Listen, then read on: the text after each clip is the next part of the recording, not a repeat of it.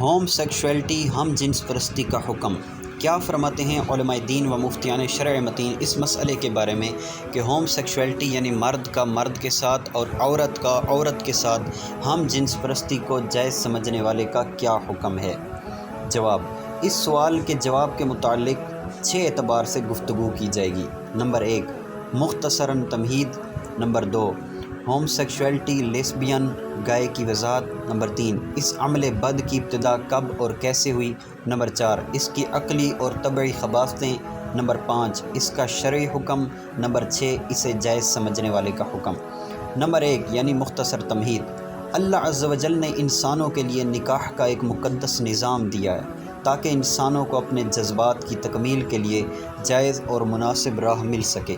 اخلاقی طور پر بے راہ روی کا شکار نہ ہوں، نسل انسانی کی بقا کا سامان مہیا ہو اور لوگ ایک خاندانی نظام کے تحت معاشرے میں امن و سکون کے ساتھ اپنی زندگی گزار سکیں۔ نیز انسان کی فطرت سلیمہ بھی بے حیائی کو قبول نہیں کرتی بلکہ اس سے باز رہنے کی تلقین کرتی ہے۔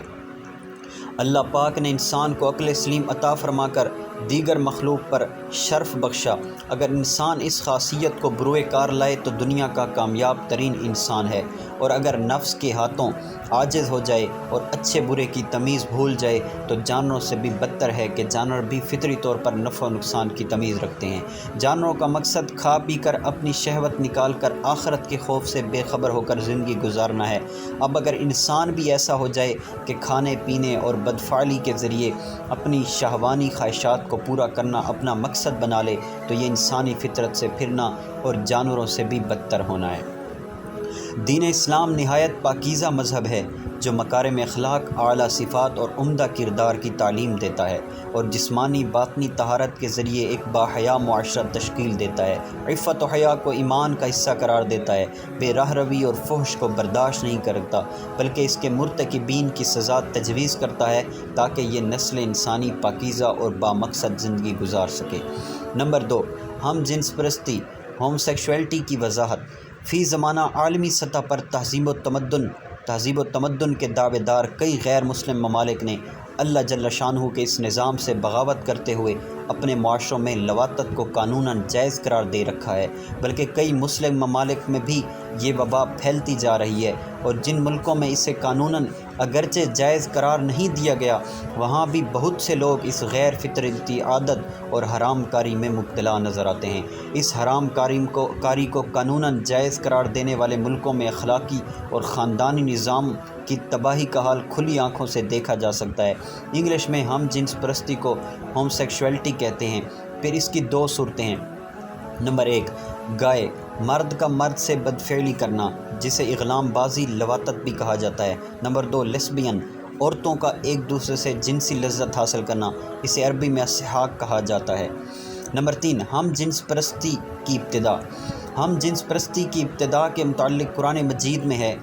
ترجمہ کنز العرفان: اور ہم نے لوط کو بھیجا جب اس نے اپنی قوم سے کہا، کیا تم وہ بے حیائی کرتے ہو جو تم سے پہلے جہاں میں کسی نے نہیں کی۔ مذکورہ بالا آیت کے تحت تفسیر روح البیان میں ہے، ترجمہ یعنی اس قوم کی بستیاں بہت آباد اور نہایت سرسبز و شاداب تھیں، اور وہاں طرح طرح کے اناج اور پھل میوے بکثرت پیدا ہوتے تھے۔ اس خوشحالی کی وجہ سے اکثر دوسرے علاقوں کے لوگ ان آبادیوں میں آنے لگے تو یہاں کے باشندے ان فقراء کے کثرت سے آنے کی وجہ سے پریشان ہو گئے، لیکن انہیں روکنے اور بھگانے کی کوئی صورت نظر نہیں آ رہی تھی۔ تو اس ماحول میں ابلیس لعین ایک بوڑھے کی صورت میں نمودار ہوا اور ان لوگوں سے کہنے لگا، اگر تم لوگ ان کی آمد سے نجات چاہتے ہو تو یوں کرو کہ جب بھی ایسا کوئی شخص تمہاری بستی میں آئے تو اس کے ساتھ ایسا عمل یعنی بدفعلی کرو۔ تو انہوں نے ایسا کرنے سے انکار کیا۔ پھر جب باہر سے آنے والے اور زیادہ ہو گئے تو یہاں کے لوگوں نے وہ برا عمل کرنا شروع کر دیا اور خوبصورت لڑکوں کے ساتھ یہ عمل کرتے، یہاں تک کہ ان کو اس کی عادت بد پڑ گئی، اور کلبی نے کہا سب سے پہلے ابلیس خبیث نے یہ عمل کیا، اس طرح کہ وہ ایک حسین و جمیل لڑکے کی شکل میں اس بستی میں داخل ہوا اور لوگوں کو اپنی طرف مائل کر کے برا عمل کروایا۔ پھر ان لوگوں نے اپنی خواہشات کو پورا کرنے اور آنے والوں کو کم کرنے کے لیے ہر آنے والے خوبصورت مرد کے ساتھ یہ عمل کرنا شروع کر دیا اور ایک زمانے دراز تک اس میں ملوث رہے۔ اسی آیت کے تحت تفسیر صراط الجنان میں ہے، اس آیت سے معلوم ہوا کہ اغلام بازی قوم لوط کی ایجاد ہے، اسی لیے اسے لواطت کہتے ہیں۔ گائے یعنی لواطت کی مذمت۔ قرآن و سنت میں لواطت اور بدفعلی کی شدید مذمت بیان کی گئی ہے، چنانچہ ارشاد باری تعالیٰ ہے، ترجمہ کنز العرفان، اور اسے اس بستی سے نجات بخشی جو گندے کام کرتی تھی، بے شک وہ برے لوگ نافرمان تھے۔ حضرت جابر بن عبداللہ رضی اللہ عنہ سے روایت ہے، ترجمہ رسول کریم صلی اللہ تعالیٰ علیہ وآلہ وسلم نے ارشاد فرمایا، مجھے تم پر قوم لوط والے عمل کا سب سے زیادہ خوف ہے۔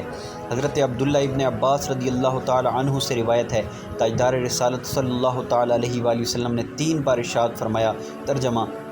اس شخص پر اللہ تعالیٰ کی لعنت ہو جو قوم لوط والا عمل کرے۔ شعب الایمان میں ہے، ترجمہ حضرت ابو سہل رضی اللہ تعالیٰ عنہ نے فرمایا، ان قریب اس امت میں ایک قوم آئے گی جسے لوطیہ کہا جائے گا۔ وہ لوگ 3 طرح کے ہوں گے، وہ جو شہوت کے ساتھ امردوں کو دیکھیں گے، ایک وہ ہوں گے جو ان سے ہاتھ ملائیں گے، اور ایک وہ ہوں گے جو ان سے لواطت کریں گے۔ کنز العمال میں ہے، ترجمہ جو اس حال میں مرا کہ قوم لوط جیسا عمل کرتا ہو تو اس کی قبر قوم لوط کی طرف منتقل کر دی جائے گی، یہاں تک کہ قیامت والے دن قوم لوط کے ساتھ حشر ہوگا۔ امام ذہبی رحمۃ اللہ تعالیٰ علیہ لکھتے ہیں، ترجمہ حضرت ابن عباس رضی اللہ تعالیٰ عنہما نے فرمایا، اگر لواطت کرنے والا بغیر توبہ مر جائے تو اسے قبر میں خنزیر کی شکل میں بدل دیا جاتا ہے۔ لیسبین، عورتوں کا ایک دوسرے سے جنسی لذت حاصل کرنے کی مذمت۔ عورتوں کا ایک دوسرے سے جنسی عمل کر کے اپنی شہوت کو تسکین دینا بھی انتہائی مذموم اور حرام ہے، چنانچہ ارشاد باری تعالیٰ ہے، ترجمہ کنز الایمان، اور تمہاری عورتوں میں جو بدکاری کریں ان پر خاص اپنے میں کے 4 مردوں کی گواہی لو، پھر اگر وہ گواہی دے دیں تو ان عورتوں کو گھر میں بند رکھو یہاں تک کہ انہیں موت اٹھا لے یا اللہ ان کی کچھ راہ نکالے۔ تفسیر کبیر میں امام مسلم اصفہانی رحمۃ اللہ تعالی علیہ کے حوالے سے، یعنی اللہ پاک کے اس قول واللاتی یأتین الفاحشۃ سے مراد خود عورت کا عورت سے بے حیائی کا کام کرنا ہے۔ علامہ ملا احمد جیون رحمۃ اللہ تعالی علیہ لکھتے ہیں، یعنی پہلی آیت واللاتی یأتین الفاحشۃ ان عورتوں کے بارے میں ہے کہ جو عورت عورت سے بدفعلی کرے۔ حضرت واصلہ بن اسقع رضی اللہ تعالی عنہ سے روایت ہے، حضور صلی اللہ تعالی علیہ وآلہ وسلم نے ارشاد فرمایا، ترجمہ عورتوں کا ایک دوسرے سے جنسی عمل کرنا ان کے درمیان زنا ہے، یعنی جس طرح زنا حرام ہے اسی طرح عورت کا عورت کے ساتھ جنسی عمل کرنا حرام ہے۔ امام احمد بن محمد بن علی بن حجر الہیثمی رحمۃ اللہ تعالی علیہ لکھتے ہیں، ترجمہ مصاحقۃ النساء یہ ہے کہ عورت عورت کے ساتھ اسی طرح بدفعلی کرے جیسے مرد آپس میں کرتے ہیں، جیسا کہ بعضوں نے ذکر کیا ہے۔ انہوں نے حضور علیہ الصلاۃ والسلام کے اس فرمان سے استدلال کیا ہے، عورتوں کا آپس میں سحاق زنا ہے۔ حضور صلی اللہ تعالی علیہ وآلہ وسلم کا فرمان ہے، اللہ پاک 3 لوگوں کی شہادت قبول نہیں کرتا، بدکاری کرنے والا اور کروانے والا، بدکاری کرنے والی اور کروانے والی، اور ظالم حکمران۔ اس کی مذمت کے لیے یہی کافی ہے کہ حضرت لوط علیہ السلام کی قوم کی عورتیں اسی عمل کے سبب عذاب کی حقدار ٹھہری اور مردوں کے ساتھ یہ بھی مبتلا عذاب ہوئی تھی، جیسا کہ حضرت محمد بن علی رحمۃ اللہ تعالی علیہ سے پوچھا گیا، یعنی کیا اللہ پاک نے حضرت لوط علیہ السلام کی قوم کی عورتوں کو ان کے مردوں کے عمل کے سبب عذاب میں مبتلا کیا؟ آپ رحمۃ اللہ تعالی علیہ نے فرمایا، بے شک اللہ پاک سب سے زیادہ انصاف فرمانے والا ہے۔ اس قوم کے مرد مردوں سے اور عورتیں عورتوں سے شہوت پوری کیا کرتے تھے، اس لیے مردوں کے ساتھ عورتیں بھی مبتلا عذاب ہوئیں۔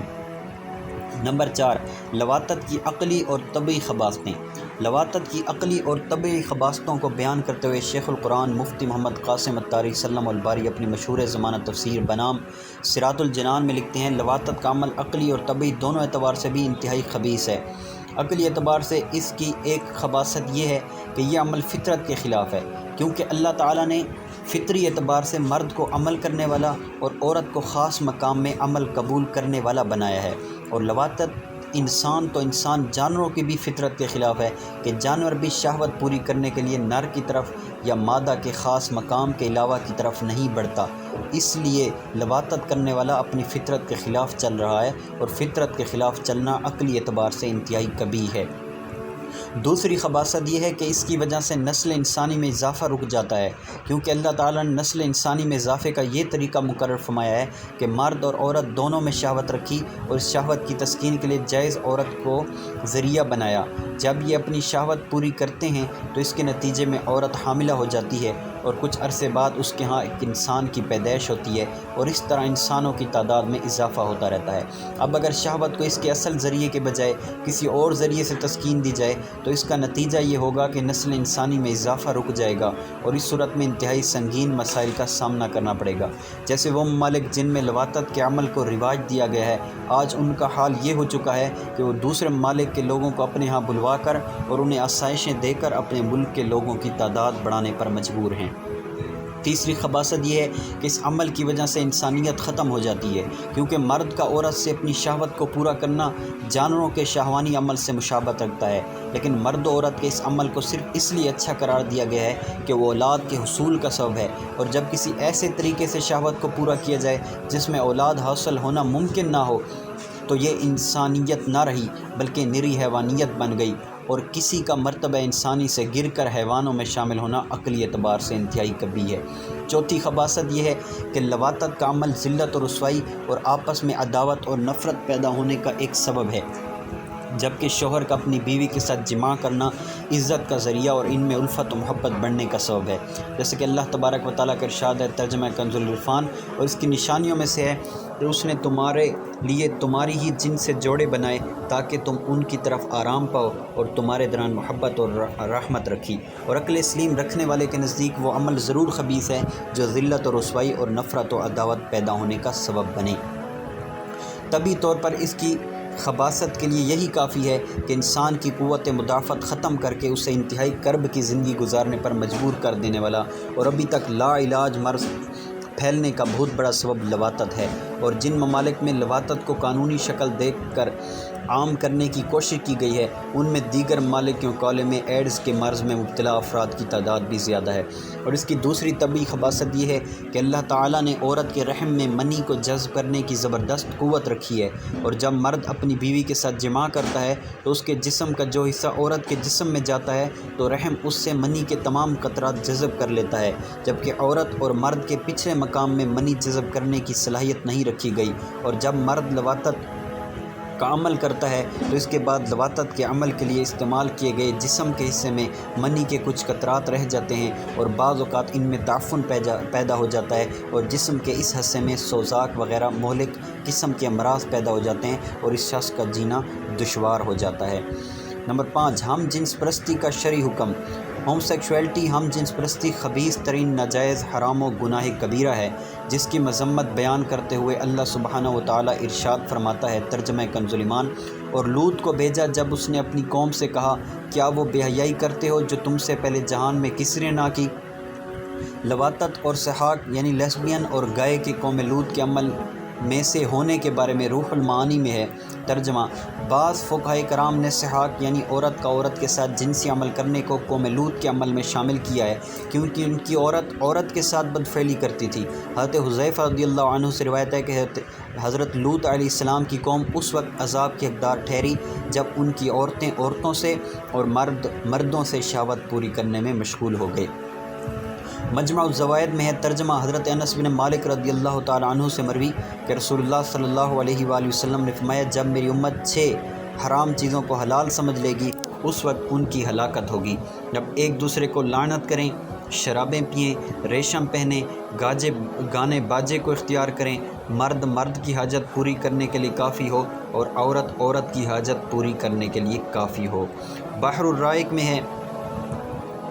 ترجمہ، بلا شبہ لواطت عقلاً اور شرعاً اور طبعاً حرام ہے، بے خلاف زنا کے کہ زنا طبعاً حرام نہیں ہے، تو لواطت کی حرمت زنا سے زیادہ سخت ہے۔ فتح القدیر میں ہے کہ جنت میں لواطت جائز ہوگی، صحیح یہ ہے کہ جنت میں لواطت نہیں ہوگی، کیونکہ اللہ عز و جل نے لواطت کا نام خبیث رکھا اور فرمایا وہ بستی یعنی قوم لوط گندے کام کرتی تھی اور جنت خباثت سے منزہ ہے۔ الفقہ الاسلامی والادلہ میں ہے، ترجمہ، بے شک زنا حرام ہے، اسی طرح لواطت بھی حرام ہے، بلکہ لواطت زنا سے بھی زیادہ فحش ہے، کیونکہ اللہ پاک کا فرمان موجود ہے، بس اللہ تعالیٰ نے اس کا نام فاحشہ رکھا۔ سحاق کے گناہ کبیرہ ہونے کے بارے میں امام احمد بن محمد بن علی بن حجر ہیثمی رحمۃ اللہ تعالیٰ علیہ لکھتے ہیں، یعنی 300 کے بعد 62واں بڑا گناہ مصاحقۃ النساء ہے، اور وہ یہ ہے کہ عورت کے ساتھ اسی طرح بدفعلی کرے جیسے مرد آپس میں کرتے ہیں۔ سحاق کے بالاتفاق حرام ہونے کے بارے میں موسوعہ فقہیہ کویتیہ میں، یعنی فقہائے کرام رحمۃ اللہ تعالیٰ علیہم کے درمیان اس بات میں کوئی اختلاف نہیں کہ بے شک سحاق یعنی عورت کا عورت کے ساتھ جنسی عمل کرنا حرام ہے، کیونکہ نبی کریم صلی اللہ علیہ وآلہ وسلم کا فرمان ہے عورتوں کا ایک دوسرے سے جنسی عمل کرنا ان کے درمیان زنا ہے، یعنی جس طرح زنا حرام ہے اس طرح عورت کا عورت کے ساتھ جنسی عمل کرنا حرام ہے۔ الفقہ الاسلامی والادلہ میں ترجمہ سحاق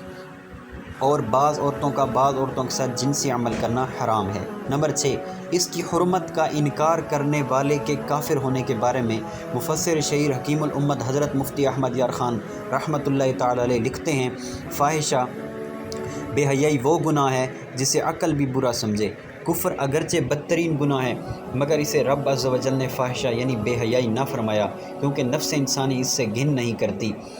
بطیر عقل مند کہلانے والے اس میں گرفتار ہیں، مگر اغلام یعنی بدفعلی تو ایسی بری چیز ہے کہ جانور بھی اس سے متنفر ہیں سوائے سور کے۔ لڑکوں سے اغلام حرام قطعی ہے، اس کے حرام ہونے کا منکر یعنی انکار کرنے والا کافر ہے۔ تفسیر صراط الجنان میں ہے، اس آیت سے معلوم ہوا کہ اغلام بازی قوم لوط کی ایجاد ہے، اسی لیے اسے لواطت کہتے ہیں۔ یہ بھی معلوم ہوا کہ لڑکوں سے بدفعلی حرام قطعی ہے اور اس کا منکر کافر ہے۔ منح الرود میں ہے، ترجمہ جس نے حرام اجماعی کی حرمت کا انکار کیا یا اس کے حرام ہونے میں شک کیا وہ کافر ہے، جیسے حرام شراب، زنا، لواطت، سود۔ بحر الرائق اور در مختار میں ترجمہ جمہور علماء مذہب کے نزدیک اس یعنی بدفعلی کو حلال جاننے والا کافر ہے۔ اعلیٰ حضرت امام احمد رضا خان رحمۃ اللہ تعالی علیہ لواطت کے حلال ہونے کے قائل کے بارے میں لکھتے ہیں، حل لواطت کا قائل کافر ہے۔ صدر الشریعہ مفتی امجد علی اعظمی رحمۃ اللہ تعالی علیہ لکھتے ہیں، اغلام کو حلال جاننے والا کافر ہے، یہی مذہب جمہور ہے۔ واللہ عالم ورسولہ عالم، صلی اللہ تعالی علیہ وآلہ وسلم۔